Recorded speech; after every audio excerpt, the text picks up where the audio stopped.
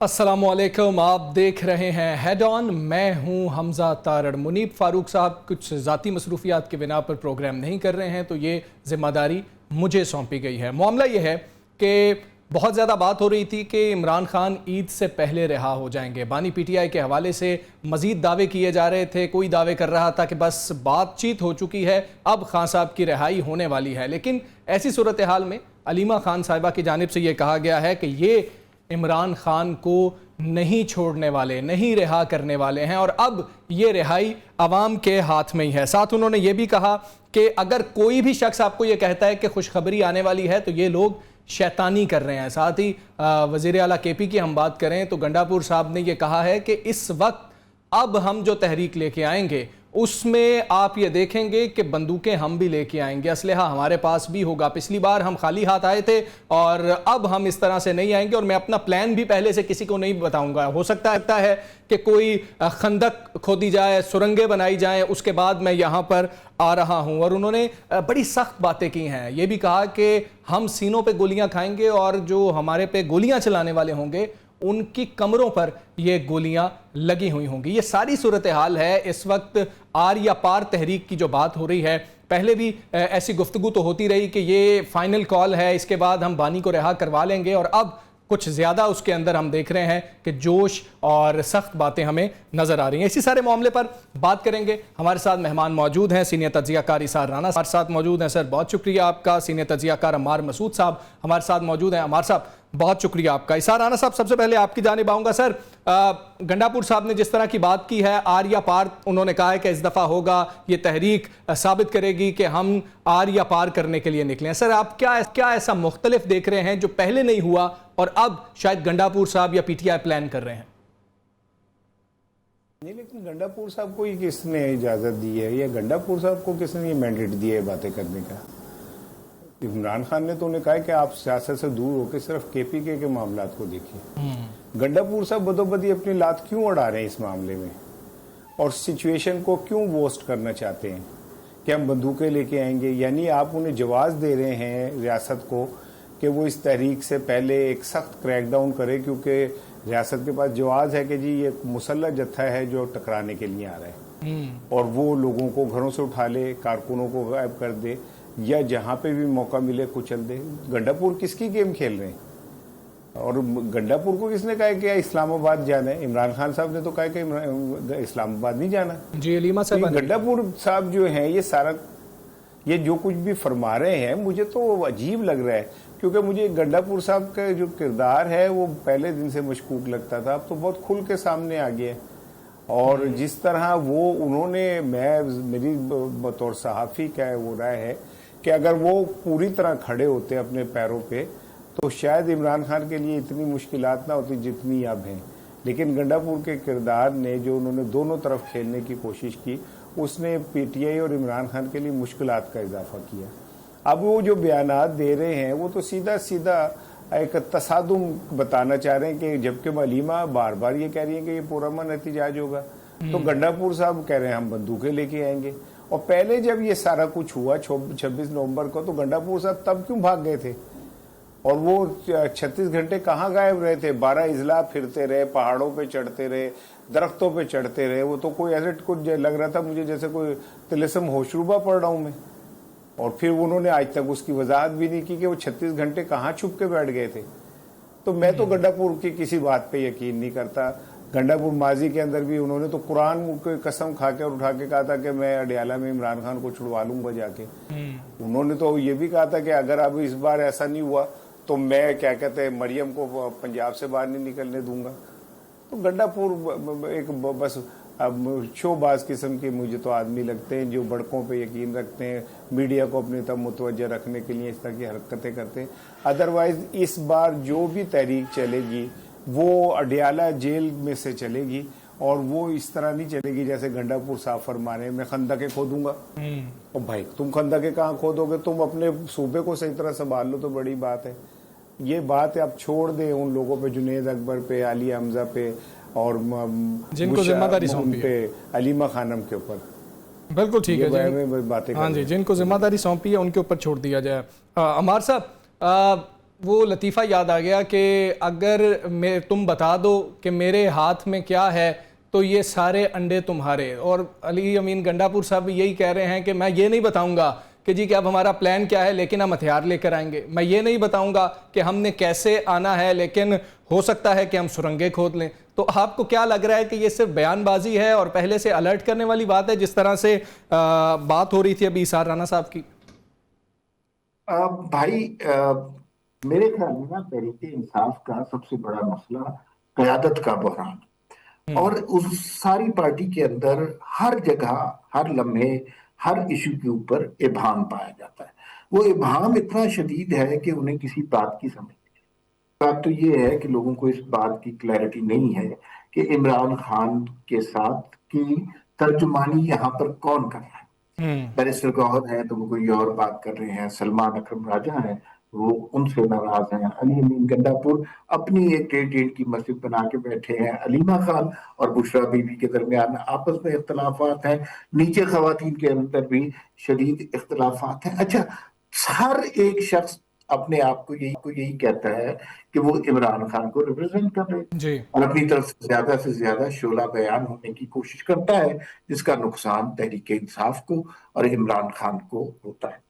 آپ نے ابتدا میں جو بات کی کہ کچھ لوگوں نے جو ہے وہ یہ خبر سنا دی اور علیمہ خان نے کہا کہ یہ خبر درست نہیں ہے کہ عمران خان رہا ہونے والے ہیں. یہ بات تو ہم بہت عرصے سے کیے جا رہے ہیں کہ دیکھیے تحریک انصاف کو سب سے زیادہ نقصان پہنچانے والے چند یوٹیوبرز ہیں جو ملک سے باہر بیٹھے ہوئے، اور وہ ان کو جس چیز سے ویوز ملتے ہیں وہ اس چیز کے اوپر وہ جھوٹ بولنا شروع کرتے ہیں. ان کے ہاں فیک نیوز اور درست فیکٹس کے درمیان کوئی تمیز، کوئی فرق، کوئی تفریق نہیں ہے. وہ انہوں نے ان سے پہلے بڑی دہاڑی لگائی ہے اور ہر جگہ مشہور کر دیا ہے کہ عمران خان صاحب رہا ہونے والے، عمران خان رہا ہونے والے. دیکھیے صورتحال کو دیکھیے اور سمجھیے تو آپ کو پتا چل جائے گا عمران خان نہیں رہا ہونے والا. اس بات کو سمجھ لینا چاہیے. بڑے واضح سے فیکٹ ہے، کوئی میں حیرت انگیز انکشافات نہیں کر رہا. اچھا پہلی نہیں بات ہمارے تو صاحب، یہ یہ ہے، کسی صورت رہا نہیں ہونے والے یا عدالتوں سے ہی رہا ہوں گے؟ آپ کیا کہہ رہے ہیں؟ میں آپ کو بتا رہا ہوں. دیکھیے عمران خان سیاسی جماعتوں کو تو بالکل کچھ سمجھتے ہی نہیں ہے نا، وہ نہ ان سے ہاتھ ملانا پسند کرتے ہیں نہ مذاکرات کرنا پسند ہیں. ان کا مطمع نظر اسٹیبلشمنٹ ہے، فوج ہے، اور ان کا تصادم بھی ان سے ہے، ان کی خواہشیں بھی ساری ان سے. وہ چاہتے ہیں کہ ان کو دوبارہ اسی طرح گود میں بٹھا کر مسند اقتدار پر بٹھا دیا جائے، جو کہ ممکن نہیں. جب آپ عمران خان نے رہا ہونا ہوگا چند چیزیں آپ کو نظر آئیں گی. جی پہلی بات یہ ہے کہ عمران خان 9 مئی کے سانحے پر غیر مشروط معافی مانگیں گے، اور جو انوالو تھا، جنہوں نے اچانک 126 ملٹری انسٹالرز پہ حملہ کیا، وہاں پر اس کی پلاننگ کرنے والوں کی نشاندہی کریں گے. ٹھیک ہے. اس وقت کس کو عمران خان کو رہا کرنے کی کیا ضرورت ہے؟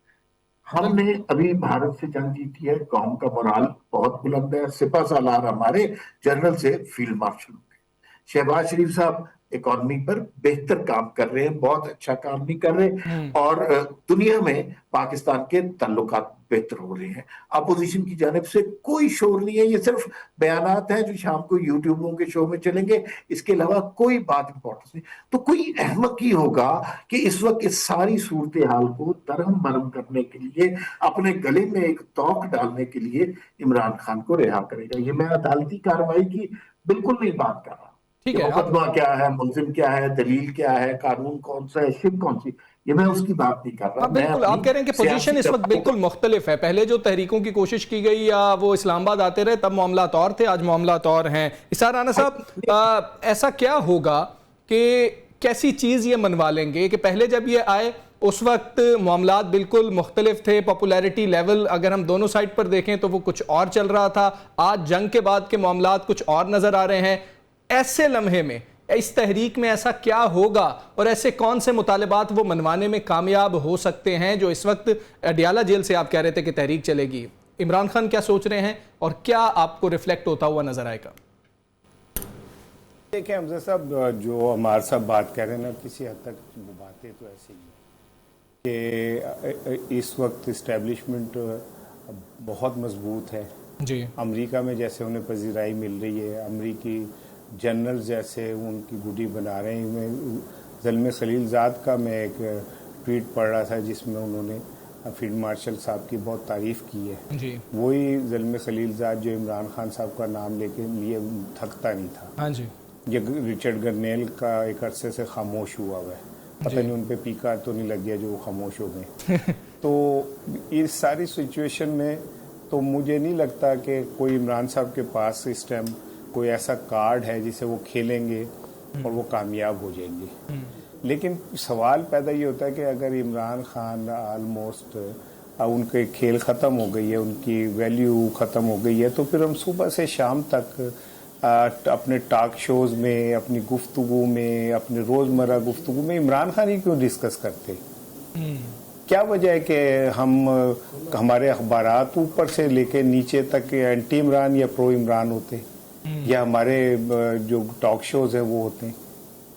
तो इमरान खान को आप खामोश कर सकते हैं, इमरान खान को आप 200 केसेस बना के जेल में कैद कर सकते हैं। जून जुलाई की गर्मियों में उसका जो कमरा है उसको सूरज के समत कमरा दे के उसको ओवन बना सकते हैं, उसकी बीवी को आप सज़ा दे सकते हैं, उसकी बहनों को 2-2 किलोमीटर इतनी शदीद गर्मी के अंदर पैदल चलवा सकते हैं। लेकिन इमरान तो नहीं टूटा, इमरान तो अपनी जगह खड़ा हुआ है।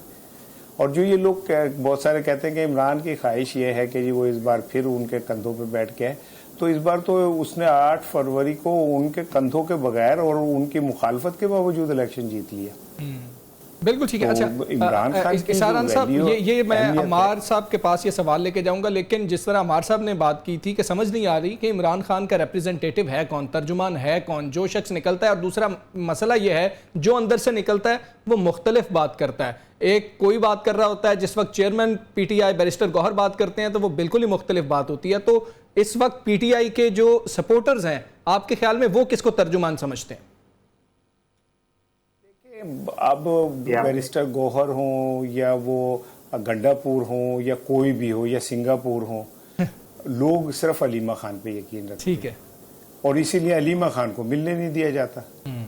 आपको बात बिल्कुल क्लियर समझ आ जानी चाहिए। और बाकी रह गई ये बात, देखें भाई, ये हकीकत है कि हम या दुनिया में कहीं पे भी इस्टेब्लिशमेंट से लड़ना मुमकिन नहीं होता। और हमारी पाकिस्तान की इस्टेब्लिशमेंट एक अटल हकीकत है। और इसमें कोई शक नहीं है कि जो पीटीआई की बाहर की क़यादत है वो ऑलमोस्ट कंप्रोमाइज्ड है, क्योंकि उन्होंने पाकिस्तान में सरवाइव करना है। या पार्टी छोड़ दें, प्रेस कॉन्फ्रेंस कर दें, या मुल्क छोड़ के भाग जाए, या मफरूर हो जाए, या फिर वही करें जो कहा जाए। तो इन सारी सिचुएशन हालात के अंदर ये जो लोग हैं, ये जाहिर है इनकी रोजी रोटी का मामला भी है। और हमारे साहब की बात बिल्कुल ठीक है कि मैं 1 मिनट फालतू ले रहा हूँ कि इमरान खान का केस खराब करने में उन यूट्यूबर्स का बहुत बड़ा किरदार है जो पाकिस्तान से बाहर बैठ के इमरान के हक में 2 बात करते हैं और फिर पाकिस्तानी इस्टेब्लिशमेंट को गालियां देते हैं। और वो गालियां इमरान खान और पीटीआई के खाते में चली जाती हैं। कोई ये नहीं सोचता कि इन लोगों की रोजी रोटी इमरान खान के जेल में रहने से है। इनके लाखों के व्यूज, करोड़ों डॉलर जो इन्हें मिल रहे होते हैं, लाखों डॉलर मिल रहे होते हैं, वो इस बात के मिल रहे होते हैं कि इमरान खान जेल में रहे। वो बाहर निकल गया तो फिर किस पे बात करेंगे? इमरान खान और इस्टेब्लिशमेंट की आपस में सुलह हो गई तो वो किसके साथ खिलाफ बात करेंगे? सो बहुत सारे लोगों की पीटीआई के अंदर मौजूद जो है, उनकी ख्वाहिश है कि इमरान खान बाहर ना निकले, इमरान खान अंदर ही रहे। अमार साहब, 2 चीज़ें हैं जो राना साहब ने कही हैं। पहली चीज़ तो ये है कि वो कहते हैं कि फिर बार बार खान साहब की बात क्यों होती है, बानी पीटीआई का जिक्र सुबह शाम क्यों होता है अगर वो इररेलेवेंट इतने ही हो चुके हैं। दूसरी तरफ, क्या पीटीआई के जो इस वक्त नुमाइंदगान हैं उनको वाकई सूट नहीं करता कि इमरान खान बाहर आ जाएं? दोनों बातों का बहुत अच्छी तरह मैं आपको जवाब जी। पहली बात तो ये है कि इमरान खान सोशल मीडिया पर एक सेलेबल प्रोडक्ट है। उन्होंने सोशल मीडिया पे बेइंतहा काम किया, बैरून मुल्क बेइंतहा। मेरी अभी पिछले दिनों एहसन इकबाल साहब से मुलाकात हुई।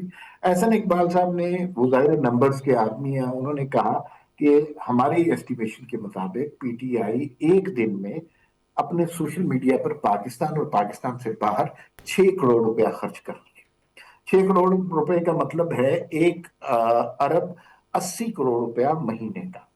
और इसको अगर आप मल्टीप्लाई करें साल पे तो ये तकरीबन 22 से 23 अरब रुपया बनता है। इतना पैसा بقول احسن اقبال صاحب کے پی ٹی آئی خرچ کر رہی ہے. ٹھیک ہے. اور میں نے احسن اقبال صاحب سے کہا کہ بھئی آپ کیوں نہیں خرچ کرتے؟ تو انہوں نے کہا جی ہمارے پاس اتنا پیسہ نہیں ہے کہ ہم، حکومت کے پاس اتنا پیسہ نہیں ہے کہ اس طرح پیسے خرچ کر سکے. تو عمران خان ایک سیلیبل پروڈکٹ ہیں، وہ کرکٹر بھی رہے ہیں، وہ لیڈی کلر بھی رہے ہیں، معروف آدمی ہیں، تو وہ اس وجہ سے سوشل میڈیا پہ سیلیبل پروڈکٹ ہے، سوشل میڈیا پر ان کا نام بکتا ہے. اچھا، جو ٹیلی ویژن کے ہر شو میں عمران خان کیوں ڈسکس ہوتے ہیں؟ دیکھیے ہمیں یہ بات بالکل کلیئر سمجھنی چاہیے کہ جو الیکٹرانک میڈیا ہے اس پر ایک جال بچھا ہے. اب اس میں بہت نازک باتیں بھی آئیں گی تو میں کوشش کروں گا ان سے اعتراض کریں. ایک جال بچھا جو جنرل فیض حمید کے زمانے میں بچھا، اور اس کا بہت دفعہ اقرار کر چکے ہیں ابصار عالم صاحب کے کیا کیا ہوتا رہا، کس اینکر کی نوکری کہاں کرائے گی. جی. وہ ایک سیٹ آف اینکرز ہیں اور ان کو کوئی نہیں چھیڑ سکتا. وہ جب بھی کریں گے وہ عمران خان کی بات کریں گے، انہوں نے ریٹنگ اپنی لینی ہے. دوسری بات یہ ہے کہ مجھے یوں لگتا ہے کہ کچھ لوگوں کی یہ ذمہ داری بھی لگی ہے. اب تحریک انصاف کی کوئی موومنٹ نہیں ہے، تحریک انصاف کے پاس اب کوئی نظریہ نہیں، کوئی نقطہ نہیں ہے، لیکن وہ ان کی امید نہیں ٹوٹنے دیتے، اس لیے کہ جب امید ٹوٹ جائے گی تو پھر لوگ بہت زیادہ دل برداشتہ ہوتے ہیں، وہ اسٹیج پر نہیں لے کے جانے دیتے. تو یہ جو شوشہ چھوڑنے والے ہوتے ہیں، یہ اچانک، جیسے ہمارے ایک بڑے سینئر اینکر ہیں، بہت ہی سینئر اینکر ہے ہمارے استادوں کی جگہ، انہوں نے کہا کہ جیل میں عمران خان کو ایسے پریزنٹیشن دی گئی جیسے وزیر اعظم کو دی جاتی ہے. اب موجودہ حالات میں، سیاسی صورتحال میں، کیا کوئی شخص لاجیکلی اس بات کو مان سکتا ہے؟ لیکن ریٹنگ کہاں سے گئی، ان کے ویوز کہاں سے گئے، اور وہ آسمان سے باتیں کرنے لگے. بالکل ایسے ہی ہے، روزانہ کی بنیاد پہ یہ کہا جاتا ہے کہ یہ اس مہینے کے آخر میں عمران خان صاحب باہر آ جائیں گے. یہ بات تو درست ہے. سارانہ صاحب، ایک اور بڑا اہم معاملہ ہے، پاک بھارت کشیدگی ابھی ہوئی، اس کے بعد کی صورتحال ہم نے دیکھی، جس طرح ہماری فورسز نے، سیکیورٹی فورسز نے، ہماری افواج نے جس طرح سے مقابلہ کیا. اس کے بعد اب معاملہ یہ آ رہا ہے کہ فیلڈ مارشل نے شاید امریکہ کا دورہ کرنا ہے، اور اس کے بعد پاکستان تحریک انصاف کے جو وہاں پر کچھ لوگ موجود ہیں، ان کے ریپرزنٹیٹیوز ہیں، پھر وہی یوٹیوبرز جن کو وہ بہت زیادہ دیکھتے ہیں، وہ یہ باتیں ہو رہی ہیں، اور کچھ پی ٹی آئی کے آفیشیل پیجز پہ بھی یہ باتیں ہو رہی ہیں، چیزیں شیئر ہو رہی ہیں کہ احتجاج کیا جائے گا فیلڈ مارشل جس وقت امریکہ جائیں گے. تو سر، یہ کس طرف معاملہ لے کے جانا چاہ رہے ہیں؟ ایک طرف وہ کہتے ہیں کہ ہمارے ساتھ بیٹھ کے بات کریں، علیمہ خان صاحبہ نے بھی کہا تھا. تو سر، پاک بھارت بھی سیز فائر ہوا تھا، پہلے تو سیز فائر کرنا ہوتا ہے، ایک قدم آگے 10 قدم پیچھے تو نہیں جانا ہوتا. بالکل ٹھیک کہہ رہے ہیں، لیکن اگر آپ مجھے اجازت دیں تو میں جو پچھلی بات تھی اس کے تھوڑے سے 2 جملے اضافہ کرنا چاہ رہا ہوں. دیکھیں، جب وہ آپ کے وزیر موصوف یہ کہتے ہیں کہ ہمارے پاس اتنے پیسے نہیں، جی، تو کسی نے ان سے پوچھا کہ تمہارے پاس اتنے پیسے ہیں کہ تم اسپیکر اور باقی لوگوں کی تنخواہوں میں 21 لاکھ کا اضافہ کر دو؟ وزیر اعظم ہاؤس کی گھاس کاٹنے کے لیے آپ 4 کروڑ روپے رکھ دو، آپ وہاں ڈسپینسری کے لیے کی دوائی پیناڈول رکھنے کے لیے 1.5 کروڑ روپے رکھ دو، آپ وہاں پہ لوگوں کو خیرات ہمارے پیسوں کی سے ہی لے کے ہمیں خیرات دینے کے لیے 20 کروڑ رکھ دو، یا جی او آر میں اربوں روپے کے نئے کیا نام ہے بیوروکریسی کو بنگلے بنا کے دے دو، یا کیا کہتے ہیں 54 کروڑ روپے کی گاڑیاں لا کے آپ چھپا کے کھڑی کر دو گے، کسی کی نظر نہ پڑے، یا 90,000 گاڑیوں کے جو روزانہ لاکھوں روپے کا پیٹرول خرچ ہوتا ہے اس کے پیسے ہیں آپ کے پاس، لیکن ویسے نہیں ہے آپ کے پاس.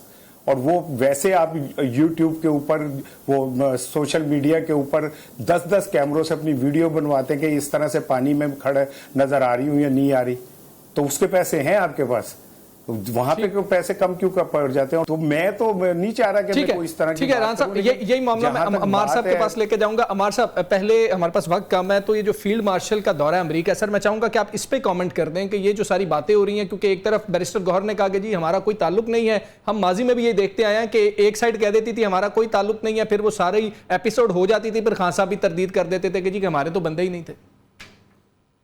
دیکھیے، یہ جو امریکہ میں احتجاج ہے نا، پہلی بات تو یہ ہے کہ فیلڈ مارشل عاصم منیر صاحب کو جتنی عزت امریکہ میں مل رہی ہے وہ بڑی تاریخی چیز ہے. ماضی میں کبھی ایسی تقریب جس میں کوئی اور مہمان بلایا ہی نہ گیا ہو اور اس لیول کی وہ تقریب ہو، وہ یوں لگتا ہے کہ یہ ساری بزم ہی فیلڈ مارشل کی سجائی جا رہی ہے. تو یہ تو بہت بڑی پاکستان کی کامیابی ہے، اور ظاہر ہے اس کے ثمرات پاکستان اور امریکہ کے تعلقات کی بہتری کی صورت میں آئیں گے. اس کے ثمرات اس میڈییشن کی صورت میں آئیں گے جو پاکستان چائنا اور امریکہ کے درمیان کر سکتا ہے. پاکستان کے پاس وہ ابیلٹی ہے.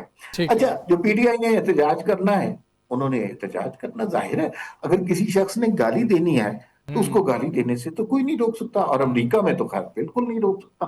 یہ کچھ 150-200 لوگ کہیں اکٹھے ہوں گے، ہنگامہ کریں گے، اور جیسے وہاں پہ ہنگامہ ہوتا ہے اس کے بعد پولیس کی نگرانی میں ایک سرٹن رولز اینڈ ریگولیشن کے تحت وہ ہنگامہ کریں گے، اس کے بعد واپس آ جائیں گے. لیکن کیا اس سے تحریک انصاف کو فائدہ ہوگا؟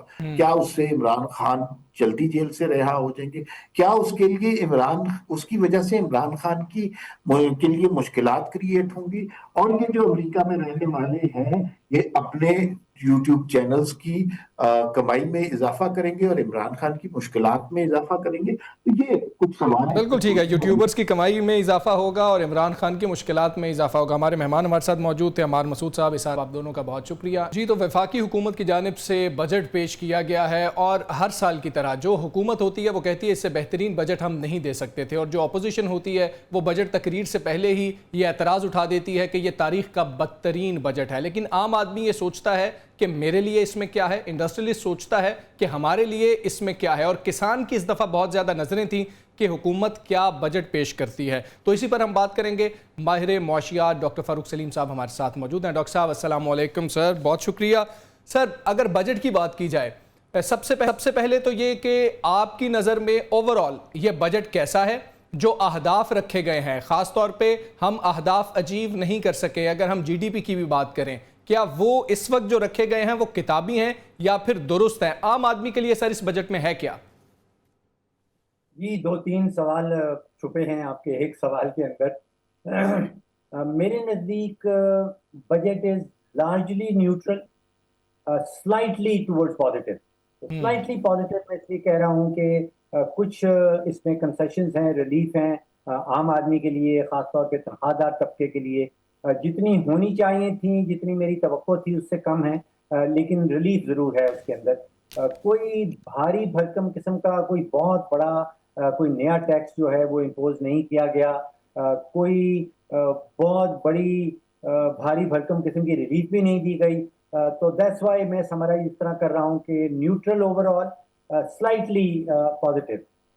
آپ نے سوال اٹھایا کہ عام آدمی کے لیے اس میں کیا ہے، یا اس کو کیا ریلیف مل پائے گی یا کیا.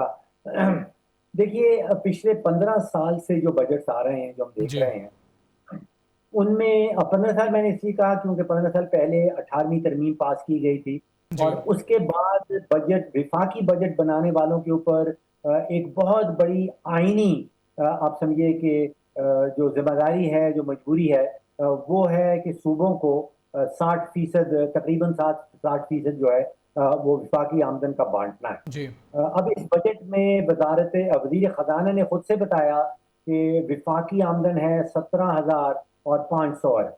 اس میں سے 8 یا 9,000 ارب جو ہے وہ سود کی مد میں مختص کر دیا گیا ہے، اور باقی جو 7-8 ہزار ارب بچتا ہے وہ صوبوں کو چلا جاتا ہے. تو اب سوچیے کہ اگر وفاقی حکومت اپنے 2 اخراجات کے بعد اپنی جیب خالی کر بیٹھتی ہے، اور اس کے باوجود آپ اور ہم یا کچھ اور لوگ یہ توقع لگا کے بیٹھے ہیں کہ وفاقی حکومت ہمارے لیے کچھ کرنے والی ہے. دیکھیے، وفاقی حکومت کے ہاتھ بندے ہیں، اور دونوں ہاتھ بندے ہیں. ایک ہاتھ بندہ ہے 18ویں ترمیم میں، اور دوسرا ہاتھ بندہ ہے جو سرکاری ادارے ہیں، ریاستی ادارے ہیں، جس میں پی آئی اے ہے، پاکستان اسٹیل ہے، وفدا، ڈسکوز ہیں، ٹاسکو ہے، ان کے نقصانات سے بندہ ہے. تو وفاقی حکومت سے توقع لگا کے بیٹھنا توقع لگانے والوں کی غلطی. اچھا ٹھیک ہے. اچھا ڈاکٹر صاحب، اس میں عام آدمی آج جب بات ہوتی ہے تو وہ کہتا ہے جی کہ 2.5 روپے کی آپ نے کاربن لیوی بھی میرے اوپر لگا دی، 78 روپے پہ آپ تھے، اور اس کے بعد پیٹرولیم لیوی کو آپ نے لے کے جانا ہے 100 پر. سر جب یہ سب کچھ بڑھے گا، پیٹرولیم مصنوعات مہنگی ہوں گی، اس سے آپ کو پتہ ہے کہ ٹرانسپورٹیشن کوسٹ بڑھ جائے گی، پھر جو مارکیٹ میں اجناس آ رہی ہوتی ہیں، چیزیں آ رہی ہوتی ہیں، پھل سبزیاں آ رہی ہوتی ہیں، وہ بھی مہنگی ہو جائیں گی. تو یہاں پر آپ کیا سمجھتے ہیں کہ کچھ ریفارمز کی گئی ہیں اس بجٹ کے اندر جو ہم ایکسپیکٹ کر رہے تھے کہ وزیر خزانہ پولیٹیکل آدمی نہیں ہے تو شاید اس طرح کی چیزیں نہیں آئیں گی؟ یہ آپ دیکھتے ہیں کہ اس کے اندر ریفارمز بیسڈ اپروچ ہے یا پھر ایک دفعہ پھر ریونیو بیسڈ اپروچ رکھی گئی ہے کہ ہم نے ریونیو اکٹھا کرنا ہے؟ जी, बुनियादी तौर पे तो 15 साल से जो बजट आ रहा है वो एक अकाउंटिंग बजट है, उसमें रादो शुमार है, उसमें पॉलिसी बहुत कम नजर आती है। अच्छा, अब आपने महंगाई का जिक्र किया। हकीकत ये है कि महंगाई की जो शरह है वो बहुत तेजी से नीचे आई है। जी। जो डबल डिजिट होती थी, 25-26% होती थी, अब वो सिंगल डिजिट पे आ गई है। तो महंगाई उस लिहाज से नहीं बढ़ रही जो शायद साल भर पहले बढ़ रही थी। यहाँ पे मैं समझता हूँ कि असल मसला पाकिस्तानियों का महंगाई की शरह अब नहीं रहा, असल मसला है कुव्वत खरीद का। जी। और वो हुआ ये है कि पिछले कोई 2 सालों में, 2.5 सालों में जो मजमूई महंगाई है वो मेरे तखमीने के मुताबिक कोई 65 या 70% की आई है। अब 65-70% जो मजमूई महंगाई है, कीमतें बढ़ गई हैं, लेकिन हाँ, आपकी और हमारी आम पाकिस्तानी की जो तनख्वाह है वो 10-15% से ज्यादा नहीं बढ़ी, अगर बढ़ी है तो नतीजा ये निकला है कि कुव्वत खरीद मुकम्मल तौर पे, आप समझिए कि क्या मैं लफ्ज इस्तेमाल करूं उसका, सत्यानाश हो गया, उसका बेड़ा गर्क हो गया। और ये फिर उसमें भी जाहिर होता है, जो वर्ल्ड बैंक की फिगर देते हैं कि तकरीबन 45% पाकिस्तान की आबादी जो है वो शराय गुर्बत से गिर गई। जी। तो अब असल मसला ये है कि बिजली का बिल देने के बाद, गैस का बिल देने के बाद, बच्चों की फीस देने के बाद आम पाकिस्तानी की जेब में कोई पैसा टका बचता नहीं है। तो बेशक महंगाई की शरह जो है वो पिछले 25-30 सालों की कम तरीन शरह हो गई है, लेकिन जब आपकी मेरी जेब में पैसा ही नहीं है तो फिर हम क्या खरीद पाएंगे। ठीक है डॉक्टर साहब, हम एक दफ़ा कंस्ट्रक्शन सेक्टर से या रियल स्टेट सेक्टर की बात करें तो वहाँ से हम वापस आए थे। हमने देखा था कि जी कि वहाँ पर हम उनको टैक्स नेट में भी नहीं ला पा रहे, हमें कुछ समझ भी नहीं लग रही थी। हमने देखा कि एक पॉलिसी चेंज हुई जिसके बाद मार्केट में बहुत ज़्यादा डंप आया। इस दफ़ा हमने देखा है कि कंस्ट्रक्शन सेक्टर के विद होल्डिंग टैक्स खत्म कर दिए गए, FED सर ख़त्म कर दी गई, फेडरल एक्साइज ड्यूटी को ख़त्म कर दिया गया। वहाँ पर एक तनख्वाहदार शख्स ये कहता है कि भाई अगर मैं 2.5 लाख या 3 लाख रुपया मेरी सैलरी है तो मुझे तो माहाना सिर्फ 7,000 रुपए की आपने छूट दी है। आप कह रहे थे कि बहुत ज्यादा छूट दी जाएगी, तो वहां पर सर हम एक दफा फिर छूट दे रहे हैं। हम ट्रांजैक्शनल एक्टिविटी से पैसा कमाना चाह रहे हैं सर, टैक्स इकट्ठा करना चाह रहे हैं। जी, ये दो नुकात समझ पाया हूं मैं आपके सवाल में। एक तो आपने टैक्स नेट का जिक्र किया और दूसरा आपने रियल एस्टेट के ऊपर जो रिलीफ दी गई है, जो फेडरल एक्साइज ड्यूटी वगैरह माफ की गई है, उसका जिक्र किया। देखिए, पहली बात यह है कि मैं सारी उम्र इस मुल्क में रहा हूं, मुझे तो कोई पाकिस्तानी ऐसा नहीं नजर आता, नहीं मिला जो टैक्स नेट में ना हो। पाकिस्तान का हर बच्चा, बूढ़ा, मर्द और औरत टैक्स देते हैं, वो टैक्स नेट में शामिल हैं। अगर आपको कोई आप किसी की निशानदेही कर सकें कि ये शख्स जो है ये टैक्स नेट में नहीं है, तो मुझे बड़ी हैरानी। नहीं सर, इनडायरेक्ट टैक्सेस तो खैर ले रहे हैं ना, सेल्स टैक्स भी हम ले लेते हैं। एक अगर बच्चे के लिए घर में बबल लेके जाते हैं तो उस पर भी हर शख्स दे रहा है। तो वही मेरा कहना है कि ऐसा तो कोई शख्स नहीं है कि टैक्स नेट में ना हो। आप इनडायरेक्ट टैक्स ले रहे हैं या डायरेक्ट टैक्स ले रहे हैं, हर पाकिस्तानी टैक्स नेट में है, सिवाय उस पाकिस्तानी के जिसके पास शायद मोबाइल फोन नहीं है, जो सिम नहीं लेता, जिसने कभी जिंदगी में पेट्रोल या डीजल नहीं खरीदा, जिसके घर में बिजली का बिल नहीं, बिजली का मीटर नहीं लगा, जिसके घर में गैस का मीटर नहीं लगा, वो शायद टैक्स नेट में ना हो। बाकी हर बच्चा, बूढ़ा, मर्द और औरत पाकिस्तानी जो है वो टैक्स नेट में हैं। और टैक्स नेट, मैं नहीं जाती तौर पे समझता कि टैक्स कलेक्शन जो है वो असल मसला है पाकिस्तान का। मैं समझता हूँ कि असल मसला जो है वो हुकूमत के जो इदारे नुकसानात कर रहे हैं और हजारों अरब रुपए का नुकसानात कर रहे हैं। असल मसला जो असल फोकस है वो होना चाहिए। रियल एस्टेट का जो सेक्टर है उसकी जो माशी अहमियत है वो ये है कि अगर रियल एस्टेट का प्रोजेक्ट लगता है तो उसके साथ कम से कम 2 या 3 दर्जन और ऐसी इंडस्ट्रीज जो हैं जो चलने लगती हैं। वो प्लम्बिंग की भी जरूरत पड़ती है, उसको बिजली की चीजों की जरूरत पड़ती है, उसको सीमेंट की जरूरत पड़ती है। तो उसके साथ जो मुंसलिक हैं 2-3 दर्जन इंडस्ट्रीज वो भी चलने लगती हैं। तो मैं समझता हूँ कि रियल एस्टेट सेक्टर को मुराहत देना, रिलीफ देना is a step in the right direction. बिल्कुल ठीक है। अच्छा डॉक्टर साहब, सबसे अहम चीज़ पाकिस्तान के अंदर हम ये देखते हैं कि हमने पिछले साल को अगर हम देख लें, गुज़श्ता साल के अंदर LCs की बात होती रही कि उसमें बहुत बड़े मसले आ रहे हैं। हमने अगर अपनी ऑयल कंजम्पशन को देखा जाए उसको बहुत कंट्रोल करके सर रखा। हमारी इंपोर्ट्स का जो मामला था उसको काफ़ी कंट्रोल करके रखा। हमारे पास आखिर में $13 बिलियन रिजर्व्स में मौजूद हैं। सर इस साल आप देखते हैं कि इंपोर्ट बिल को कम करने के लिए ہم یہاں پہ ایکسپورٹ کے حوالے سے کوئی کمپیٹیٹیونیس دیکھ رہے ہوں گے یا اس دفعہ بھی امپورٹ کمپریشن آپ کو نظر آ رہی ہے؟ جی اچھا سوال ہے. ایکسپورٹ کمپیٹیٹیونیس کے حوالے سے دو چیزیں آپ کے سامنے رکھتا ہوں. ایک تو بجلی کی قیمت. اگر پاکستان میں کئی 19-20 سینٹ کی ایک یونٹ بک رہا ہے اور ہمسایہ ملک جو ہیں وہ 5-6-7 سینٹ میں بجلی جا رہی ہے, تو ہمارا جو پرائیویٹ سیکٹر ہے, جو ایکسپورٹرز ہیں, ان کے لیے ایک بہت بڑا بوجھ ہے. خاص طور پہ ہماری ٹیکسٹائل کی ایکسپورٹس ہیں, اور ٹیکسٹائل انڈسٹری کے اندر لگ بھگ جو ہے وہ 1/3 بوجھ جو ہے وہ جو 1/3 خرچہ سمجھ لیجیے وہ انرجی سیکٹر کا آتا ہے. وہ کمپیٹ نہیں کر پاتے ہیں ہمسایہ ملک کے مقابلے میں. تو جب تک یہ بجلی کا ریٹ جو ہے وہ کمپیریٹیو نہیں ہوگا تو ایکسپورٹ بڑھانا مجھے بڑا مشکل لگتا ہے. نمبر 1. نمبر 2 یہ ہے کہ جو کارپوریٹ انکم ٹیکس کا ریٹ ہے پاکستان کے اندر, اب آپ دنیا بھر سے کسی بھی ملک سے اس کو کمپیئر کر لیں. مجھے ایک ملک ملا ہے کیمروس کے نام سے, جو افریقہ کا ملک ہے, جہاں پہ کارپوریٹ ٹیکس ریٹ پاکستان کے کارپوریٹ ٹیکس ریٹ سے زیادہ ہے. باقی آپ سمجھے تو 191 ممالک ہیں دنیا کے جو یونائٹڈ نیشنز کے ممبر ہیں, ان سب میں پاکستان کے کارپوریٹ ریٹ سے ان ممالک میں کارپوریٹ ریٹ جو ہے وہ نیچے ہے. اب آپ سوچئے کہ کوئی بیرونی سرمایہ کار یا پاکستان کے اندر رہنے والا سرمایہ کار کوئی کمپنی رجسٹر کرواتا ہے تو اس کے اوپر 29% تو کارپوریٹ کا ٹیکس ریٹ ہے. اس کے بعد 10% اس کے اوپر سپر ٹیکس لگ جاتا ہے.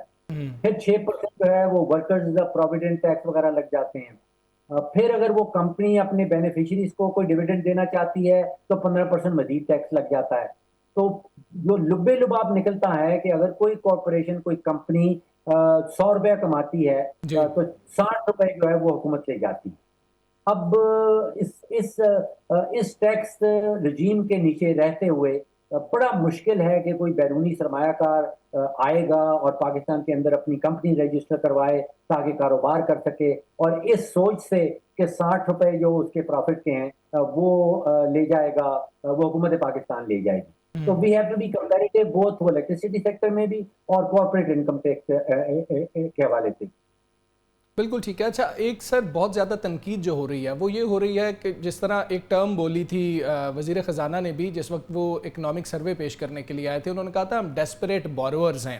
تو سر جب ڈیسپریٹ بوروورز ہوتے ہیں اس کے بعد جو تنخواہوں میں اضافہ ہے, آپ دیکھ رہے ہیں کہ 6% تجویز کیا گیا تھا, کابینہ نے اس کو 10% کر دیا, تو انہوں نے 10% اناؤنس کر دیا. پھر سر اس کے بعد اسپیکر, چیئرمین سینٹ اور ڈیپٹی چیئرمین اور اسی طرح سے ڈیپٹی اسپیکر, ان کی تنخواہوں میں کئی گنا, مطلب کہ میرے خیال 600% جو ہے وہ اضافہ کر دیا گیا. تو سر یہ حکومتی اخراجات کم نہیں ہو رہے ہیں اور وزیر خزانہ یہ انڈرسٹینڈ کر رہے ہیں کہ ہم ڈیسپریٹ بوروورز ہیں, ہمیں جس ریٹ پر بھی پھر آگے جا کے قرض ملتا ہے ہم وہ لے لیتے ہیں.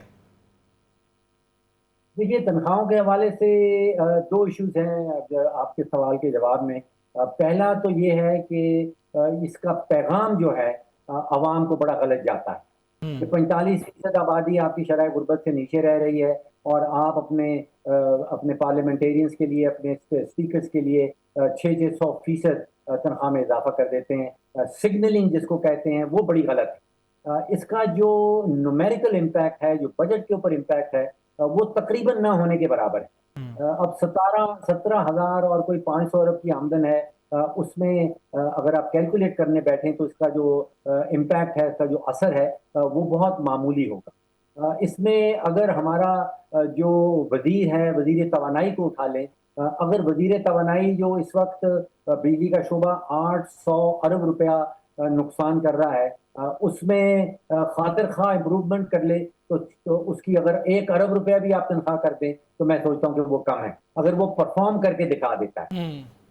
بالکل ٹھیک ہے, پرفارم کریں تو پھر ان کو دینا چاہیے. لیکن آپ بجلی کی سر انرجی کی بات کر رہے ہیں, ہم نے لوگوں کو دیکھا کہ خواتین نے کمیٹیاں سر اکٹھی کی ہوئی تھیں, گھروں میں سولر لگوا رہے تھے کہ ہم اتنی مہنگی بجلی برداشت نہیں کر سکتے. لوگوں نے قرض اٹھا کر سولر پینل لگائے جا رہے تھے. اب سر اس پر بھی 18% جو ہے وہ GST لگا دیا گیا, اس پہ ٹیکس ہوگا. اور دوسرا, پاکستان میں جو بن رہے تھے وہ اس میں وزیر خزانہ نے کہا کہ وہ تو ہم پہلے سے ٹیکس لگا رہے تھے, اب ہم نے امپورٹ کے اوپر یہ ٹیکس لگانا ہے. سر دوسری طرف ایک تو یہ بجلی کے حوالے سے سر آپ اہم بات ہے اس پر, اور دوسرا ہم نوجوانوں کے حق میں بہت زیادہ ہیں. ہم کہتے ہیں جی ہمارے نوجوان تو کمال ہیں. برین ڈرین کا سوال ہوا, انہوں نے کہا کہ وہ بھی ہمارے لیے ایکچولی جو ہے فائدہ مند ہے کہ وہاں سے ہمیں ریمیٹنسز آ رہی ہوتی ہیں. سر یہاں پر جو لوگ ہیں وہ ای کامرس انڈسٹری سے منسلک تھے, ان پر بھی ٹیکس لگا دیا گیا. نیٹ ہم ان کو اچھا دیتے نہیں ہیں, بینکس کے ساتھ ان کے مسئلے چلتے رہتے ہیں, آواز وہ اٹھاتے رہتے ہیں, کتنا سوشل میڈیا پر وہ کوشش کرتے ہیں کہ کوئی ہماری آواز سنے, لیکن اب ان پر بھی ٹیکس لگ گیا. سر کیا فرق پڑے گا؟ کیا ایسے نوجوان جو پاکستان میں کاروبار کر رہے ہیں وہ بھی باہر چلے جائیں گے؟ جی دو چیزیں میرے ذہن میں آتی ہیں. ایک تو تضادات کا جس کا آپ نے ذکر کیا, اور دیکھیے تضادات کے حوالے سے ایک طرف حکومت کہتی ہے کہ ہم نے کاربن لیوی لگانا ہے اور ہم نے کاربن کا امپرنٹ جو ہے وہ کم کرنا ہے, اور ساتھ میں 18% سولر کے اوپر ٹیکس لگا دیا جاتا ہے. تو یہ ایک آپس میں آپ سوچیے کہ کھلا سا تضاد ہے. ایک طرف آپ ڈسکریج کر رہے ہیں, دوسری طرف آپ انکریج کر رہے ہیں. اسی طرح ڈیجیٹلائزیشن کی طرف حکومت جانا چاہ رہی ہے, لیکن جو ڈیجیٹل سروسز ہیں, جو آن لائن شاپنگ کا معاملہ ہے, اس کے اوپر حکومت ٹیکس لگانا چاہتی ہے.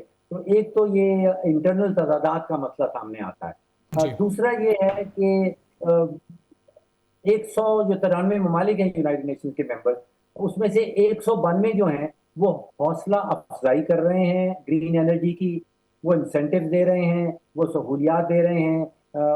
پاکستان ایک واحد ملک مجھے نظر آتا ہے جو کہ حوصلہ شکنی کر رہا. تو یا تو باقی دنیا جو ہے وہ غلط سمت میں جا رہی ہے, اور یا پھر ہماری حکومت غلط سمت میں جا رہی ہے.